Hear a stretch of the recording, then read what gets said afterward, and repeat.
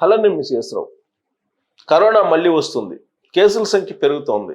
ఇది గత 2 రోజుల నుంచి వినిపిస్తున్నటువంటి న్యూస్. అయితే దీని వెనక పెద్ద మాఫియా ఉంది.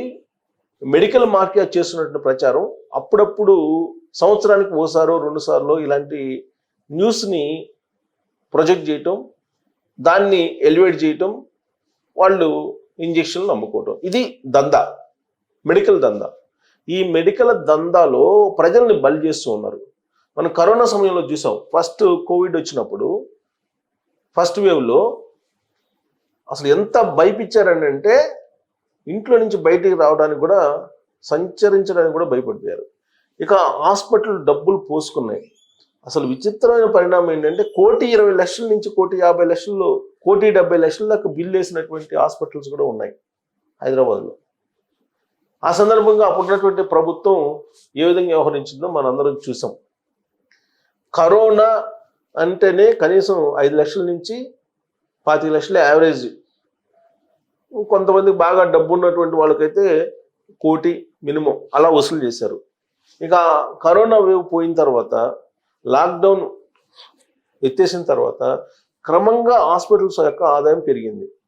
కోట్ల రూపాయల ఆదాయం చూసినటువంటి హాస్పిటల్స్ యాజమాన్యాలు, మెడికల్ మాఫియా ఇప్పుడు పెద్ద లాభాలని చూడలేకపోతుంది. అందుకే మళ్ళీ ఏదో ఒక వేరియంట్ వస్తే బాగుండు, ఏదో ఒక వేరియంట్ వచ్చినట్టు క్రియేట్ చేసి ఆ ఇంజక్షన్లు అమ్ముకుంటే డబ్బులు మిగిల్చుకోవచ్చు, వ్యాపారాలు బాగా చేసుకోవచ్చు. ఇదే దందా, ఈ దందానే నడుస్తుంది. దాంట్లో భాగంగానే ఇప్పుడు కొత్త వైరస్ వచ్చేస్తుంది, కేసులు పెరుగుతున్నాయి. దీని కారణంగా డెత్స్ ఎక్కువ ఉన్నాయి. అది కూడా చిన్నారుల మెదడులోకి వెళ్తుంది. ఆ వైరస్ కొత్త వేరియంట్ వచ్చింది, కొత్త వేరియంట్ ప్రమాదకరం అని చెప్పి చెప్తున్నారు. రోజు రోజుకి కేసుల సంఖ్య పెరుగుతుందని. భారతదేశం కూడా వచ్చింది. భారతదేశంలో కూడా గత 2 రోజుల నుంచి కేసులు పెరుగుతున్నాయని చెప్పి చెప్తున్నారు. అయితే ఇక్కడ చెప్పుకోదగ్గ పరిణామం ఏంటంటే, ఇంతకుముందు WHO కొన్ని ఆదేశాలను జారీ చేసేది. ఆదేశాలు, ఆ మార్గదర్శకాల ప్రకారం ఆయా దేశాలు, ఆయా రాష్ట్రాలకి, ఆ రాష్ట్రాల జిల్లాలకి ఇట్లా మొత్తానికి ప్రజలకు చేరవేసేది. కానీ ఇప్పుడు WHOని పట్టించుకోవాల్సిన అవసరం లేదు, అసలు WHOకి ఏమీ తెలియదు అన్నట్టుగా ట్రంప్, అమెరికా అధ్యక్షుడు మాట్లాడుతున్నారు. WHO లేదు, WTO లేదు, ఇవేమీ లేదు, ప్రపంచ బ్యాంకు లేదు, ఏమీ లేవు. అమెరికా ఇప్పుడు ఏటితోటి సంబంధం పెట్టుకోవట్లా. అసలు WHOకి ఇవ్వాల్సినటువంటి ఫండింగ్ కూడా ఇవ్వట్లా. దాంతో అది రన్ కావడమే కష్టంగా ఉంది. కాబట్టి ఇంతకు ముందులాగా WHO ఆర్డర్స్ అని చెప్పి భయానక వాతావరణాన్ని సృష్టించేటువంటి అవకాశం ఇప్పుడు లేదు. 1. 2, ఇప్పుడు ఏంటంటే అమెరికాలో ఏదో కొత్త వ్యాక్సిన్ తయారు చేశారు. ఆ వ్యాక్సిన్ వేసుకుంటే కనుక ఇప్పుడు కొత్తగా వచ్చేటువంటి వేరియంట్ని అదుపులో పెట్టచ్చు అని చెప్పి ప్రచారం మొదలుపెట్టారు అమెరికా వాళ్ళు. ఎందుకు? గతంలో మీరు కరోనా టైంలో వేసుకున్నటువంటి వ్యాక్సిన్స్ ఏవైతే ఉన్నాయో, ఈ వ్యాక్సిన్స్ యొక్క ప్రభావం సైడ్ ఎఫెక్ట్స్ ఇస్తూ ఉన్నాయి. సైడ్ ఎఫెక్ట్స్ చాలా ఉన్నాయి. హార్ట్ అటాక్ వస్తుంది, కండరాల నొప్పులు వస్తున్నాయి, కళ్ళు నొప్పులు వస్తున్నాయి, శ్వాసకోశ వ్యాధుల నొప్పులు వస్తున్నాయి, ఇలా రకరకాల జబ్బులు వస్తూ ఉన్నాయి. అది ఇమ్యూనిటీ పవర్ తగ్గిపోయే కొద్దీ మీకు ఈ జబ్బులు వస్తున్నాయి. కాబట్టి ఇమ్యూనిటీ పవర్ని పెంచుకునేదానికి మళ్ళీ కొత్త ఇంజక్షన్ తయారు చేసామని చెప్పి అమెరికా కంపెనీలు మొదలుపెట్టాయి ప్రచారాన్ని. ఆ ఇంజక్షన్ వేసుకోండి, ఇప్పుడు మళ్ళీ పోయినటువంటి ఇమ్యూనిటీ మొత్తం వచ్చేస్తుంది, కొత్త వేరియంట్ నుంచి బయటపడచ్చు అని చెప్పి చెప్తున్నారు. అంటే దీని అర్థం ఏంది? అమెరికాలో ఏదో ఒక ఇంజక్షన్లు తయారు చేశారు 2. ఆ ఇంజక్షన్లని ప్రపంచవ్యాప్తంగా అమ్ముకోవాలి. అందుకు ఇప్పుడు ఈ కొత్త ప్రచారాన్ని మొదలుపెట్టారు. గత 2 రోజుల నుంచి సింగపూర్లో ఇదైంది, ఆస్ట్రేలియాలో పెరుగుతున్నాయి, ఇట్లా రకరకాలుగా ప్రచారం చేస్తున్నారు. అవి కూడా ఇండియాలోకి వచ్చినాయి. ఇండియాలో చాలా ప్రమాదకరంగా ఉందని చెప్పి చెప్తున్నారు. గతంలో మాదిరిగా ప్రజలు ఇప్పుడు నమ్మే పరిస్థితుల్లో లేరు. మెడికల్ మాఫియా అనేది అర్థమైపోయింది అందరికీ, ఎవరో నమ్మే పరిస్థితిలో లేదు. అందులో అమెరికా ఇంజక్షను లేదంటే అమెరికా మందులు అని అంటే అసలు నమ్మే పరిస్థితులు లేదు. ఎందుకంటే అమెరికా అధ్యక్షుడు ట్రంప్ వచ్చిన తర్వాత వాళ్ళ దేశం పేదరిక దేశంలో ఏ విధంగా ఉందో ఆ పరిస్థితి ఉంది అక్కడ. సో కాబట్టి అక్కడ తయారు చేసిన మందులు కానీ, అక్కడ తయారు చేసిన రక్షణ ఉత్పత్తులు కానీ వేటిని నమ్మేటువంటి పరిస్థితి ఇవాళ లేదు. వాటిని నమ్మి కొనుగోలు చేసేటువంటి పరిస్థితి కూడా భారతదేశంలో లేదు. సో ఇప్పుడు దానికి సంబంధించిన న్యూస్ ఏంటి అనేది ఒకసారి చూద్దాం. రకరకాల న్యూస్ ఛానల్స్లో, తర్వాత వెబ్సైట్స్లో ఎక్కడ పడితే అక్కడ స్ప్రెడ్ అవుతుంది న్యూస్. ఇక దేశంలో కరోనా వైరస్ కేసులు మళ్ళీ స్వల్పంగా పుంజుకోవడం ఆందోళన కలిగిస్తుంది. మే 19 నుండి దేశవ్యాప్తంగా 257 యాక్టివ్ కోవిడ్ కేసులు నమోదైనట్లు అధికారిక గణాంకాలు తెలుపుతున్నాయి. ఈ పరిణామంతో అప్రమత్తమైనటువంటి ఆరోగ్య శాఖ అధికారులు వ్యాధి వ్యాప్తి తీరుతెన్నులపై నిశ్చితంగా దృష్టి సారించారు. ఇప్పటికే హాంకాంగ్, సింగపూర్ వంటి దేశాల్లో కోవిడ్ కేసులు పెరుగుతుండడం గమనార్హం.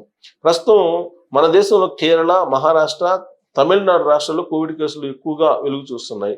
అయితే హాంకాంగ్, సింగపూర్లలో కోవిడ్ విజృంభణకు LF7, SB1.8 ఇవి కొత్త వేరియంట్లు అనే కరోనా వేరియంట్లు కారణమని నిపుణులు తేల్చారు. LF7, SB1.8 అంట. ఇవి కరోనా కొత్త వేరియంట్లని నిపుణులు తేల్చారు. ఈ 2 వేరియంట్లు కూడా JN1 అనే మరో కొత్త వేరియంట్ నుంచి ఉద్భవించినవే కావడం గమనార్హం. సో దీని నుంచి అవి 2 పుట్టాయట. ఏంటి అసలు ఈ JN1 అంటే వేరియంట్ అంటే ఒమిక్రాన్ BA 2.86 వేరియంట్ నుంచి JN1 వేరియంట్ పుట్టుకొచ్చింది. దీన్ని తొలిసారిగా 2023 ఆగస్టు నెలలో గుర్తించారు. గతంలో వచ్చిన వేరియంట్లతో పోలిస్తే 1-2 అదనపు జన్యు ఉత్పరివర్తనాల అంటే మ్యూటేషన్లు కారణంగా ఈ వేరియంట్కు వేగంగా వ్యాపించే సామర్థ్యం ఎక్కువగా ఉందని నిపుణులు చెబుతున్నారు. దీనివల్ల ఇది శరీరంలోని రోగ నిరోధక శక్తిని సులభంగా ఛేదించే ఇన్ఫెక్షన్ కలుగజేస్తుంది. BA 2.86 వేరియంట్తో పోల్చినప్పుడు JN1లో ఒక మ్యూటేషన్ అదనంగా ఉంది. ఈ మార్పు వేరియంట్లోని స్పెక్ ప్రోటీన్లలో స్వల్ప మార్పులకు కారణమవుతుంది. ఫలితంగా ఇది రోగ నిరోధక శక్తి కంచెను దాటుకొని ఇన్ఫెక్ట్ చేయగలుగుతుంది అని ఏల్ యూనివర్సిటీ పరిశోధకులు వివరించారు. అదే అమెరికా వాళ్ళే ఇలాంటివి చెప్పేది, ఎందుకంటే వాళ్ళు ఇంజక్షన్లు అమ్ముకోవాలి. JN1 వేరియంట్ సోకిన వారికి ఉండే లక్షణాలు.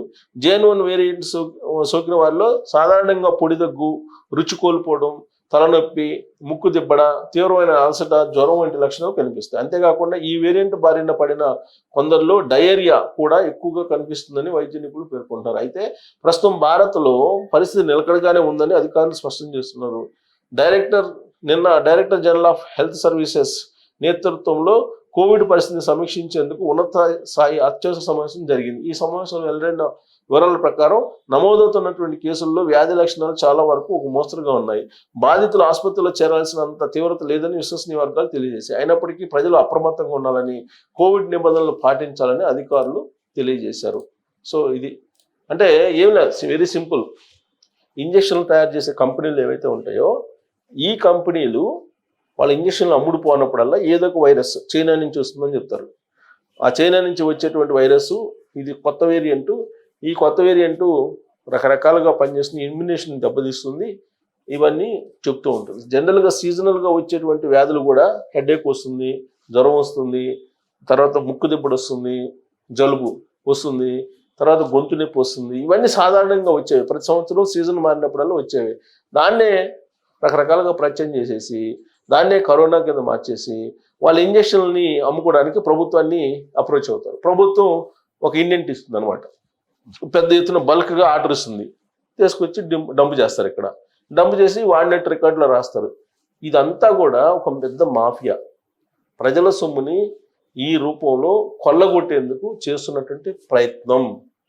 సో కరోనా లేదు, ఇప్పుడు కరోనా కేసులు అంటే ఎవరు భయపడేది లేదు, కరోనా వచ్చిందన్నా కూడా భయపడే పరిస్థితి లేదు. కాకపోతే ప్రభుత్వం వైపు నుంచి ఇలాంటి పరిస్థితులు ఉన్నాయని చెప్పి ప్రభుత్వం ఎగుమతులు అంటే వాళ్ళు దిగుమతి చేసేటువంటి వాటిని కొనుగోలు చేసి ప్రజల సొమ్ముని కాజేయటానికి తప్పితే మరొక మార్గం లేకుండా ఇలాంటివన్నీ చేస్తున్నారని చెప్పి అనుకోవచ్చు. మరి మీ అభిప్రాయం ఏంటనేది తెలియజేయచ్చు. Thank you.